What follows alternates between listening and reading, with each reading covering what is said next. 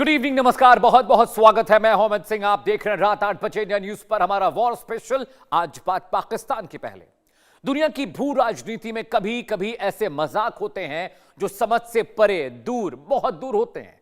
एक तरफ पाकिस्तान की आवाम दाने दाने को तरस रही है, तेल की कीमतें 300 रुपए के पार जा चुकी हैं, और दूसरी ओर पाकिस्तान के हुक्मरान दुनिया से यह बता रहे हैं कि वो ईरान और अमेरिका के बीच सुलह कराएंगे।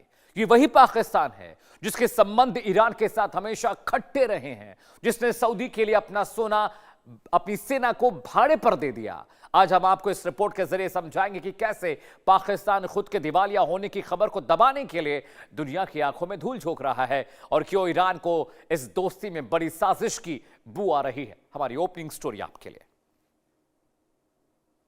खुद का दाना पानी खत्म, चला दुनिया बचाने। जनता तेल के लिए बेहाल, सरकार को सूझी बिचौलिया बनने की चाल। ईरान इजराइल जंग में पाकिस्तान की डबल गेम बेनकाब।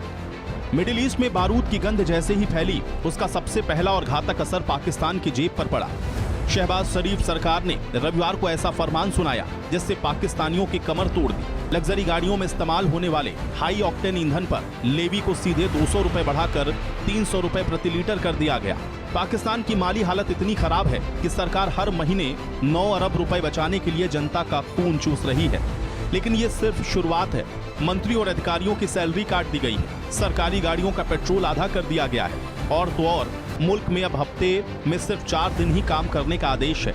पाकिस्तान आज उस मोड़ पर खड़ा है जहां उसे सिर्फ अंधेरा दिख रहा है, क्योंकि हॉर्मूज की खाड़ी से ईरान ने पाकिस्तान के तेल वाले जहाज का रास्ता लगभग बंद कर दिया है। ग्वादर बनाम चाबहार की जंग। पाकिस्तान ने सऊदी को दे रखा है न्यूक्लियर सुरक्षा का वादा। ईरान के शिया बनाम पाकिस्तान का कट्टरपंथी एजेंडा। आसिम मुनीर का ताजा बयान, शिया लोग ईरान चले जाएं। पाकिस्तान और ईरान के रिश्ते कभी भी सहज नहीं रहे, ये एक ऐतिहासिक हकीकत है। जब चीन ने पाकिस्तान में ग्वादर पोर्ट बनाया तो उसे काउंटर करने के लिए ईरान ने भारत को चाबहार पोर्ट दिया। यही नहीं, पाकिस्तान हमेशा से सऊदी अरब का पिछलग्गू रहा है, और ईरान और सऊदी की दुश्मनी जगजाहिर है। खबरों के मुताबिक पाकिस्तान ने तो सऊदी को परमाणु सुरक्षा तक किराए पर दे रखी है। हाल ही में पाकिस्तान के army chief general Asim Munir का वो बयान आग में घी डालने जैसा था, जिसमें उन्होंने कथित तौर पर शिया समुदाय को ईरान चले जाने की नसीहत दे डाली। ऐसे में सवाल उठता है कि जो मुल्क अपने पड़ोसी को फूटी आंख नहीं सुहाता, वो अचानक उसका शुभ चिंतक कैसे बन गया? क्या ये वाकई शांति की कोशिश है या फिर पीठ में छुरा घोंपने की तैयारी? ट्रंप और आसिम मुनीर के बीच फोन पर लंबी बात। जेडी वेंस जा सकते हैं, पाकिस्तान पाक बनेगा ब्रिज। क्या अपनी बर्बादी छिपाने के लिए पाक ने चुना ये रास्ता? ईरान को लग रही है इस्लामाबाद से साजिश की वो। पूरी दुनिया तब चौंक गई जब खबर आई कि पाकिस्तान अमेरिका और ईरान के बीच मध्यस्थ बनेगा। डोनाल्ड ट्रंप और जनरल मुनीर की बातचीत और अमेरिकी उपराष्ट्रपति जेडी वेंस का पाक जाने का प्लान, ये सब एक सोची समझी स्क्रिप्ट जैसा लगता है। लेकिन इसमें एक बहुत बड़ा पेंच है। ईरान को शक है कि पाकिस्तान उसे बातचीत की मेज पर उलझाकर अमेरिका को खर्ग द्वीप, जो कि ईरान का मुख्य तेल टर्मिनल पर हमले का मौका दे रहा है। कूटनीतिक हलकों में इसे डिप्लोमेटिक ट्रैप कहा जा रहा है। ईरान के अधिकारियों ने इसीलिए अभी तक अपने प्रतिनिधियों को इस्लामाबाद भेजने की पुष्टि नहीं की है। ईरान जानता है कि जिस देश का अपना दिवाला निकल चुका हो, वो दूसरे का घर बसाने की गारंटी कैसे दे सकता है। ईरान ने हॉर्मुज जल डमरू मध्य से पाक के जहाजों को रोका। पाकिस्तान में तेल का स्टॉक खत्म होने की कगार पर। 300 के पार पेट्रोल ने मचाई हाहाकार। क्या ईरान ले रहा है पाकिस्तान से पुराना बदला? जियोपॉलिटिक्स की बिसात पर ईरान ने पाकिस्तान की दुखती रग पर हाथ रख दिया है। स्ट्रेट ऑफ हॉर्मुज, जहां से दुनिया का 1/3 तेल गुजरता है, वहां ईरान का पूरा कंट्रोल है। खबर है कि ईरान ने पाकिस्तान के एक जहाज को वहां से गुजरने नहीं दिया है, और यही वजह है कि पाकिस्तान में पेट्रोल और डीजल की कीमत आसमान छू रही है। जब घर में अंधेरा हो, चूल्हा ठंडा पड़ा हो, तब पाकिस्तान का शांति दूत बनना किसी कॉमेडी फिल्म के सीन के जैसा लगता है। असल में पाकिस्तान इस वक्त बुरी तरह से फंसा हुआ है। एक तरफ अमेरिका का दबाव है तो दूसरी तरफ ईरान की नाराजगी, और इस चक्कर में पाकिस्तान की अपनी आवाम सड़कों पर है और मुल्क दिवालिया होने के कगार पर पहुंच चुका है। अगर पाक की बात मानी तो ईरान की साख गिरेगी। अपने सबसे बड़े दुश्मन सऊदी के यार के पास जाना मजबूरी। क्या अमेरिका पाकिस्तान का इस्तेमाल कर रहा है मोहरा बनाकर? पाकिस्तान की डिप्लोमेटिक जीत या सिर्फ एक दिखावा? अगर ईरान इस समझौते के लिए पाकिस्तान की दहलीज पर जाता है तो ये इसकी बहुत बड़ी जियोपॉलिटिकल हार मानी जाएगी। सोचिए, एक महाशक्ति जैसा व्यवहार करने वाला ईरान अपने से छोटे और आर्थिक रूप से कंगाल प्रतिद्वंदी के पास समझौते की भीख मांगने जाए। ये ईरान के लिए डूब मरने वाली बात होगी। लेकिन यहाँ असल खिलाड़ी अमेरिका है। अमेरिका जानता है कि पाकिस्तान को पैसों की जरूरत है और वो किसी भी हद तक जा सकता है। पाकिस्तान इस वक्त अमेरिका के लिए एक मोहरे से ज्यादा कुछ नहीं है। इस तथाकथित मध्यस्थता के पीछे असली मकसद ईरान की घेराबंदी करना है। पाकिस्तान अपनी आवाम को यह समझाना चाहता है कि वो बहुत बड़ा खिलाड़ी बन गया है, जबकि हकीकत यह है कि वो सिर्फ अपनी डूबती किश्ती को बचाने के लिए तिनके का सहारा ले रहा है। तेल की कमी से पाकिस्तान में मच सकता है गृह युद्ध। मध्यस्थता फेल हुई तो अमेरिका और ईरान दोनों करेंगे किनारा। आसिम मुनीर और शहबाज शरीफ का आखिरी दांव। क्या पाकिस्तान बन जाएगा जंग का नया अखाड़ा? इतिहास गवाह है कि जो देश दूसरे के फटे में पैर डालता है वो अक्सर खुद तबाह हो जाता है। पाकिस्तान की हालत आज उस भिखारी के जैसी है जो दो राजाओं के बीच सुलह कराने का दावा कर रहा है। एक तरफ जनता 300 रुपए लीटर तेल के लिए बिलख रही है तो दूसरी तरफ सरकार विदेशी दौरे और झूठी वाहवाही में मस्त है। अगर ये मध्यस्थता फेल हुई, जिसकी पूरी संभावना है, तो पाकिस्तान न घर का रहेगा न घाट का। अमेरिका उसे दूध में मक्खी की तरह निकाल कर फेंकेगा और ईरान उसे कभी माफ नहीं करेगा। ये पाकिस्तान का आखिरी दाव है। दर्शक ये तय करें कि क्या एक कंगाल देश दुनिया का मसीहा बन सकता है। नारायण द्विवेदी की report, India news.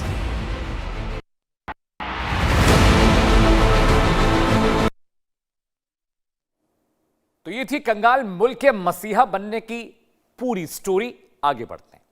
Middle east में जब युद्ध छिड़ा उस वक्त भारत एक बड़ी तैयारी में लगा हुआ है।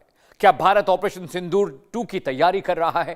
क्योंकि रक्षा मंत्रालय ने संसद को जो जानकारी साझा की है, बताइए, वो सुनकर हर हिंदुस्तानी का सीना गर्व से चौड़ा हो जाएगा। और यहीं से ऐसा लगता है कि कुछ तो बड़ा होने वाला है। 2026-27 का साल भारतीय वायुसेना के लिए किसी ऐतिहासिक मोड़ से कम नहीं होने वाला। क्या है वो 114 राफेल का महाप्लान? कैसे मेक इन इंडिया के तहत भारत बनेगा दुनिया का नया डिफेंस हब? और क्यों चीन और पाकिस्तान की रातों की नींद उड़ने वाली है? आइए इस खास रिपोर्ट के जरिए हम आपको बताने और समझाने की कोशिश करते हैं।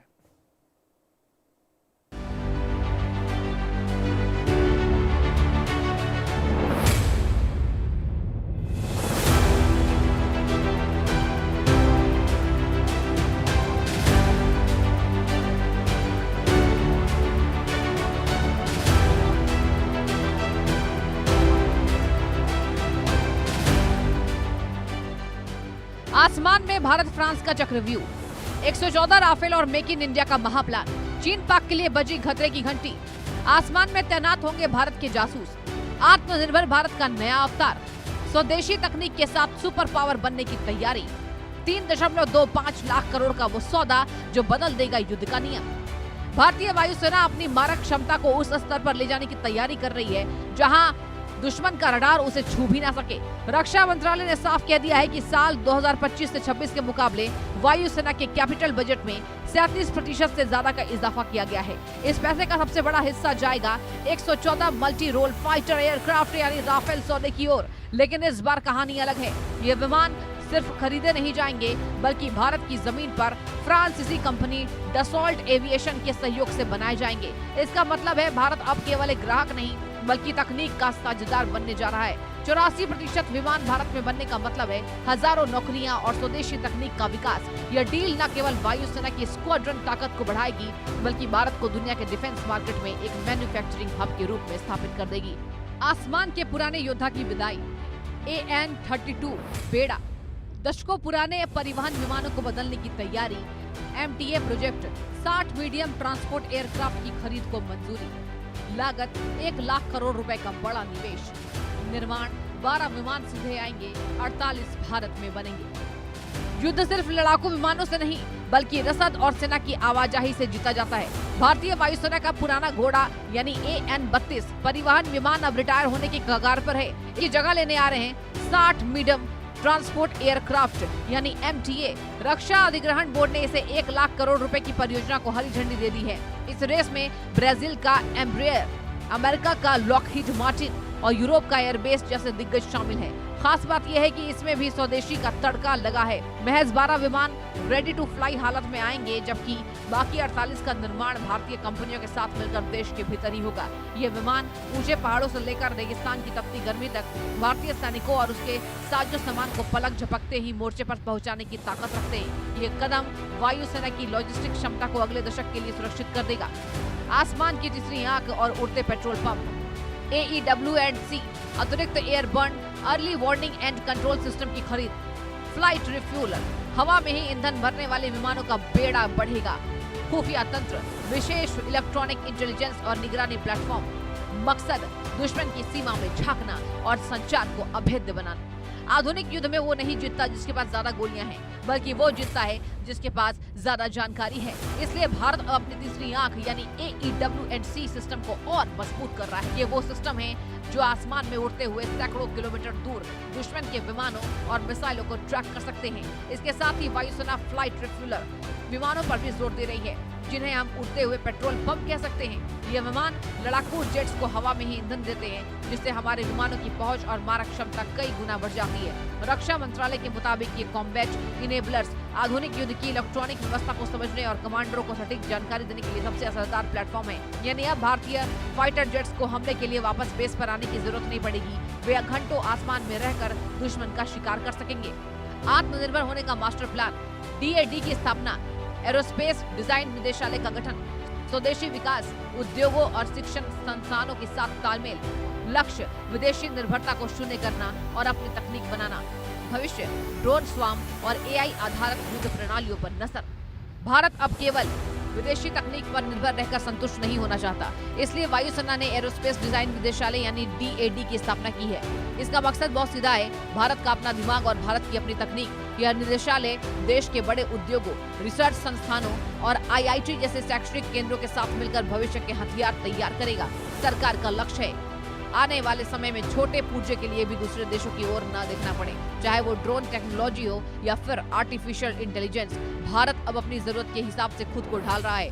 संसदीय समिति ने भी वायुसेना से अपील की है कि आज की कठिन भू राजनीतिक स्थितियों को देखते हुए आवंटित बजट का पाई उपयोग आधुनिक हथियारों और स्वदेशी उन्नयन में किया जाए। यह आत्मनिर्भरता ही असल मायने में भारत को एक सुरक्षित भविष्य की गारंटी देगी। जियोपॉलिटिक्स और चीन पाक का तनाव, 2 फ्रंट वॉर, चीन और पाकिस्तान की चुनौतियों से निपटने की तैयारी, सीमा सुरक्षा, LAC और LOC पर भारत की मजबूत पकड़, रणनीतिक बढ़त, राफेल और MTA से मिलेगी भारी बढ़त, वैश्विक कद, रक्षा निर्यात के क्षेत्र में भी कदम बढ़ा रहा भारत। आज का दौर हथियारों की होड़ का नहीं बल्कि रणनीतिक बढ़त का है। जिस तरह से लद्दाख से लेकर अरुणाचल तक चीन अपनी सक्रियता बढ़ा रहा है, उसे देखते हुए ये सौदे भारत के लिए जीवन रेखा की तरह है। 114 राफेल और 60 ट्रांसपोर्ट विमानों की ये ताकत सीधे तौर पर बीजिंग और इस्लामाबाद के संदेश की भारत अपनी संप्रभुता से कोई समझौता नहीं करेगा। ब्रह्मोस मिसाइल की सफलता ने दुनिया को दिखा दिया है कि भारतीय और विदेशी तकनीक का संगम क्या कर सकता है। अब यही विजन फाइटर जेट्स और ट्रांसपोर्ट एयरक्राफ्ट में नजर आ रहा है। जब वे विमान भारत में बनेंगे तो न केवल हमारी जरूरत पूरी होगी बल्कि हम दुनिया के उन छोटे देशों को भी हथियार बेच सकेंगे जो महंगे अमेरिकी या रूसी हथियारों के बजाय भरोसेमंद भारतीय विकल्पों की तलाश में हैं। भविष्य का अभेद्य भारत 2026 से 27 निर्णायक वर्ष जब बड़े कॉन्ट्रैक्ट होंगे फाइनल। शक्ति संतुलन, एशिया में भारत बनेगा सबसे बड़ी वायु शक्ति। सुरक्षा चक्र, जमीन से लेकर आसमान तक अभेद्य घेरा। नया युग, आत्मनिर्भरता से वैश्विक नेतृत्व की ओर। इतिहास गवाह है कि जिसने आसमान पर कब्जा किया उसने युद्ध की दिशा बदल दी। भारत और फ्रांस का ये रक्षा गठबंधन और स्वदेशी निर्माण का संकल्प 21वीं सदी के भारत की नई पहचान है। रूस से फ्रांस तक और सुखोई से राफेल तक का ये सफर केवल विमानों का बदलाव नहीं है बल्कि यह भारत के आत्मविश्वास का बदलाव है। अब हम तकनीक मांगते नहीं बल्कि तकनीक साझा करते हैं। 2026 से 27 के ये सौदे भारतीय वायुसेना को एक ऐसी ताकत बना देंगे जिसके सामने टिकना नामुमकिन होगा। चीन की विस्तारवादी सोच हो या पाकिस्तान की नापाक साजिशें, भारत का ये नया आसमानी चक्रव्यूह हर खतरे को राख करने के तैयार है। ब्रह्मोस ने मिसाइल क्षेत्र में जो क्रांति की थी, अब वही क्रांति नए विमानों के रूप में आसमान में दहाड़ेगी। भारत का युग शुरू हो चुका है और इसकी गूंज अब पूरी दुनिया सुन रही है। नारायण द्विवेदी की रिपोर्ट, इंडिया न्यूज। चलिए, आपने देख लिया पाकिस्तान का क्या हाल है और भारत की वायु शक्ति का डिटेल भी हमने आपको इस रिपोर्ट के जरिए दी। मध्यपुर इस वक्त बारूद के उस ढेर पर बैठा है जहां एक चिंगारी पूरी इंसानियत को झुलसा सकती है। ईरान ने अमेरिकी ठिकानों के बहाने सऊदी अरब, यूएई और कतर जैसे देशों को निशाना बनाना शुरू कर दिया है। अब तक देश शांत है, लेकिन सवाल यह है कि आखिर कब तक सऊदी अरब के पास 80 अरब डॉलर का रक्षा बजट है, यूएई के पास दुनिया के सबसे आधुनिक फाइटर जेट्स हैं। अगर इन देशों ने रक्षा छोड़कर हमले का रास्ता अख्तियार कर लिया तो यकीन मानिए न तो ईरान बचेगा और न ही खाड़ी के चमकते शहर। और सबसे डरावनी बात, जब इन देशों के तेल कुओं से धुआं निकलेगा तो आंत की गाड़ी का पहिया और दुनिया की अर्थव्यवस्था दोनों थम जाएगी, जाम हो जाएगी। आइए समझते हैं इस महाविनाश का पूरा मैथमेटिक्स, पूरी केमिस्ट्री और पूरी ज्योग्राफी। फिलहाल स्थिति क्या है यह आपके लिए बताना और आपको समझाना बहुत जरूरी है। जी हां, ग्राफिक के जरिए हम आपको बताएंगे और समझाएंगे कि अब इस वक्त जो स्थिति मिडिल ईस्ट की बनी हुई है वहां पर किस तरह के हालात है। ग्राफिक्स आपकी स्क्रीन पर है। मध्य पूर्व में महायुद्ध का काउंटडाउन अब शुरू हो चुका है। ईरान के हमले से रेगिस्तान दहला हुआ है। खाड़ी के सुपर पावर्स का सब्र अब टूट रहा है, तो नक्शे से मिट जाएंगे कई देश कैसे। अगर सऊदी, यूएई ने दागी मिसाइलें तो अंधेरे में डूबेगी दुनिया, क्योंकि अब सभी का सब्र टूट रहा है। ईरान अपने खाड़ी देशों, अपने पड़ोसियों को मार रहा है, उनके इंफ्रास्ट्रक्चर, उनके रिफाइनरीज, उनके एनर्जी जो कंपाउंड्स है वहां पर हमला कर रहा है। ईरान की गुंडागर्दी का खामियाजा खाड़ी देश भुगत रहे हैं, तो बहुत दिन तक तो यह चल नहीं सकता। अगर खाड़ी देशों ने रिटेलिएशन शुरू कर दिया तो क्या होगा। जी हां, ईरान ने जब मिसाइलें दागी तो उसका सामना खाड़ी की सबसे बड़ी ताकत सऊदी अरब से हुआ। सऊदी अरब आज केवल एक अमीर मुल्क नहीं बल्कि मध्य पूर्व का सबसे बड़ा सैन्य केंद्र बन चुका है। 80 अरब डॉलर से ज्यादा का सालाना बजट इसे दुनिया के सबसे ताकतवर देशों की कतार में खड़ा करता है। सऊदी एयरफोर्स के पास 300 से ज्यादा ऐसे लड़ाकू विमान हैं जो पलक झपकते ही ईरान के परमाणु ठिकानों को मलबे में तब्दील कर देंगे। इनके पास अमेरिका का पीस शील्ड सिस्टम है जो दुश्मन की मिसाइल को हवा में ही खत्म कर देता है। लेकिन सऊदी अरब अब तक चुप क्यों है? क्योंकि रियाद जानता है कि अगर उसने एक भी मिसाइल ईरान की तरफ मोड़ी तो दशकों की मेहनत से खड़ा किया गया यह साम्राज्य खंडहर बनते देर नहीं लगेगी। ये युद्ध केवल दो देशों का नहीं बल्कि अरबों डॉलर के निवेश की राख का ढेर साबित हो जाएगा। और इसीलिए खाड़ी मुल्क फूक फूक कर कदम रख रहे हैं और ईरान को समझा भी रहे हैं। आगे बढ़ते हैं। कुवैत और यूएई, ये छोटे देश बड़े घातक हथियारों को रखे हुए हैं। कैसे, क्या, ये ग्राफिक के जरिए मैं आपको बता रहा हूं। कुवैत का दाव समझिएगा। 7.79 अरब डॉलर का रक्षा बजट है। यूएई की मारक क्षमता करीब 22.75 अरब डॉलर है। F-16 और मिराज इनके पास है जो इनके एयर डिफेंस को बहुत मजबूत बनाते हैं। सुरक्षा दीवार की बात करें तो पैट्रियट और थर्ड मिसाइल डिफेंस सिस्टम इनके पास है जो अमेरिका से इन्हें मिली है। वो भी सुरक्षा का काम करते हैं। रणनीति क्या है, स्ट्रेटजी क्या है? रक्षात्मक नहीं, अब आक्रामक एक्टिव पावर बन चुका है यूएई। यानी यूएई सिर्फ तेल, गैस और शेल गैस में नहीं है, बिजनेस में नहीं है, हॉस्पिटैलिटी में नहीं है, उसकी सामरिक शक्ति बहुत ज्यादा है। सऊदी के बाद बारी आती है उन देशों की जिन्हें छोटा समझने की गलती ईरान को भारी पड़ सकती है। यूएई यानी संयुक्त अरब अमीरात, जिसने अपनी सेना को इतना आधुनिक बना लिया है कि इसे छोटा स्पार्टा कहा जाता है। यूएई के पास केवल पैसा नहीं बल्कि वो तकनीक है जो रडार से बचकर सटीक हमला कर सकती है। दुबई पर हुए हमलों के बाद यूएई ने अपने पैट्रियट और थार्ड सिस्टम से ईरानी मिसाइलों को गिराया तो है, लेकिन जवाबी ट्रिगर अभी तक नहीं दबा है, जवाब अभी नहीं दिया है। वहीं कुवैत, जिसकी अर्थव्यवस्था और रणनीतिक साझेदारी इतनी मजबूत है कि उसने अपनी आबादी के हिसाब से एक बेहद घातक सेना तैयार की है। यहां हर नौजवान को सेना की ट्रेनिंग दी जाती है। अगर इन छोटे लेकिन तकनीकी रूप से सुपर पावर देशों ने मोर्चा खोल दिया तो ईरान के लिए अपनी सीमाओं को बचाना नामुमकिन नहीं, असंभव हो जाएगा। ये धैर्य जवाब दे देगा और जब धैर्य जवाब देगा तो ईरान चारों तरफ से घिर जाएगा, सारे खाड़ी देश मिलकर उसे मारेंगे। आगे बढ़ते हैं। अब बात हम कहने जा रहे हैं बहरीन और कतर की। ये मुल्क, इनके बारे में भी जान लीजिए। जी हां, बहरीन और कतर अमेरिका के अभेद्य किले हैं। कैसे, ये आपको बताने जा रहा हूं। अमेरिका के 5वें बेड़े का मुख्यालय कतर है। दुनिया का सबसे बड़ा उत्पादक इसे कहा जाता है। ताकत क्या है? यूरोफाइटर, टाइफून और रफाल जैसे 6 जनरेशन के करीब वाले जेट्स इसके पास है। 4.5 जनरेशन से लेके 5 जनरेशन तक के विमान इनके पास है, जिसकी वजह से इनकी सुरक्षा को भी हल्के में नहीं लिया जा सकता। इनके डिफेंस सिस्टम ईरान से किसी मामले में कमजोर नहीं है। खाड़ी की इसी जंग में बहरीन और कतर दो ऐसे मोहरे हैं जिनके पीछे दुनिया की सबसे बड़ी महाशक्ति अमेरिका खड़ा है। बहरीन में अमेरिका का 5वां बड़ा बेड़ा तैनात किया गया है, जिसका मतलब है कि बहरीन पर हमला सीधे वॉशिंगटन को चुनौती देना होगा। वहीं कतर, जो दुनिया को गैस की सप्लाई करता है, उसके पास अल उदैद जैसा विशाल एयरबेस है। ईरान ने हाल ही में यहां हमला करके आग से खेलने की कोशिश की है। कतर की सेना भले ही संख्या में छोटी हो, लेकिन इनके पास रफाल और टाइफून जैसे वो विमान हैं जो दुश्मन की सीमा में घुसे बिना ही तबाही मचा सकते हैं। और ईरान को यह लग रहा हो कि उसकी मिसाइल से कतर, यूएई और सऊदी डरे हुए हैं, तो उसकी गलतफहमी है। ये सिर्फ जंग को एस्केलेट नहीं करना चाहते हैं। आगे बढ़ते हैं। तबाही वाला एंगल आपने समझ लिया, लेकिन ऑयल के एंगल से समझिएगा, क्रूड के एंगल से समझिएगा। ग्राफिक के जरिए आपको समझाऊंगा मैं कि जब दुनिया थम जाएगी, जब तेल खत्म हो जाएगा तो क्या होगा, खतरा क्या है। खाड़ी देशों से होने वाली 30% वैश्विक तेल सप्लाई रुक जाएगी अगर ईरान और बाकी खाड़ी देश आपस में लड़ते हैं। मंदी आएगी, पेट्रोल की कीमतें $200 प्रति बैरल के पार जा सकती हैं। $120-115 प्रति बैरल अभी चल भी रही हैं। दुनिया के कई देशों में बिजली ठप हो जाएगी, ट्रांसपोर्ट ठप हो जाएगा, अंधेरा हो जाएगा। रिजल्ट क्या होगा, नतीजा क्या होगा? विकासशील देशों की अर्थव्यवस्था पूरी तरह से ध्वस्त हो जाएगी।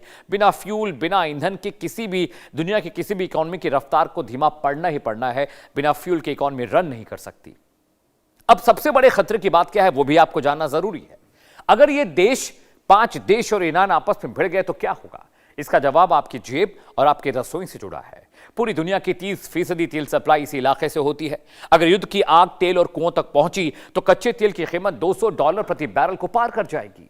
भारत से लेकर यूरोप तक पेट्रोल, डीजल की कीमतों में आग लग जाएगी। कीमतें आसमान छुएंगी। महंगाई इतनी बढ़ जाएगी कि आम आदमी की जेब जलने लगेगी, जीना मुहाल हो जाएगा। फैक्ट्रियां बंद हो जाएंगी, पोर्ट्स, बंदरगाह सब ज्यों के त्यों खड़े रह जाएंगे और दुनिया कैसी महामंदी में फंस जाएगी, ग्रेट डिप्रेशन में चली जाएगी, जिसे उबरने में दशक लग गए थे। 1991 का दशक याद करिए, जब महामंदी की चपेट में पूरी दुनिया थी, भारत भी था। यह युद्ध सिर्फ गोलियों का नहीं बल्कि आर्थिक भूख का युद्ध बन जाएगा। इसलिए दुनिया के बड़े देश इन खाड़ी देशों को शांत रहने की सलाह दे रहे हैं कि भाई आपस में आप मत लड़िए, क्योंकि अगर आपने लड़ाई कर ली तो फ्यूल सप्लाई रुक जाएगी, पूरी दुनिया की इकोनॉमी डंप हो जाएगी। आगे बढ़ते हैं। ग्लोबल फायर पावर क्या है, यह भी आपके लिए समझना जरूरी है।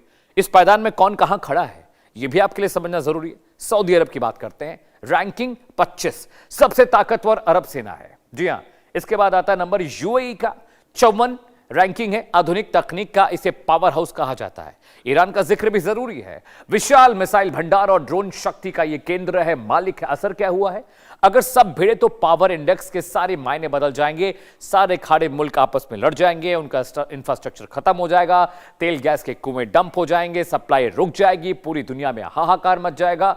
ग्लोबल फायर पावर इंडेक्स में सऊदी अरब 25वें नंबर पर है, जो इसे पूरे अरब जगत का लीडर, नेता बनाता है। लेकिन युद्ध का मैदान कागजी रैंकिंग से नहीं चलता। ईरान के पास मिसाइलों का कब्रिस्तान है तो खाड़ी देशों के पास अमेरिका और यूरोप की सबसे महंगी तकनीक।